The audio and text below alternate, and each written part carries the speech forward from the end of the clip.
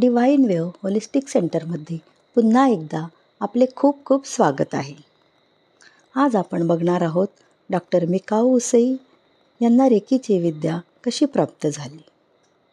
Doctor Mikao उसई यांच्या मनात सतत एकच प्रश्न येत होता आणि तो म्हणजे येशू ख्रिस्त बिना दवास्पर्श रोग्यांवर उपचार कसे करत होते.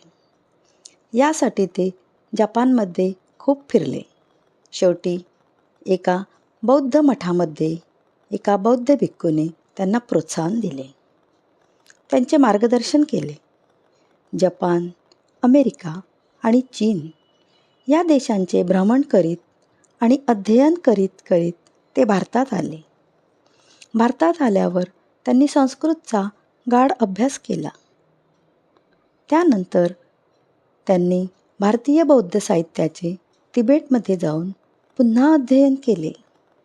तेथे त्यांना बिना दवास्पर्श हस्तस्पर्शाद्वारे उपचार करायचा विधी महात्मा बुद्धांच्या लोटस सूत्र या पुस्तकाद्वारे उपलब्ध झाला.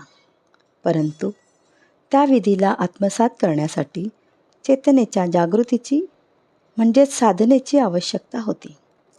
म्हणून ते परत जपानला गेले आणि बौद्ध भिक्खूंच्या मार्गदर्शनानुसार जपानमधील पवित्र मानल्या गेलेल्या कुरियामा पर्वताच्या शिखरावर जाऊन 21 दिवस उपवास आणि साधना करीत निरंतर ध्यानधारणेमध्ये मग्न राहिले. याप्रमाणे स्वतःच्या चेतनेस जागृत केल्याने बिना दवास्पर्श हस्तस्पर्शाद्वारे उपचार करावयाची दिव्य शक्ती त्यांना प्राप्त झाली.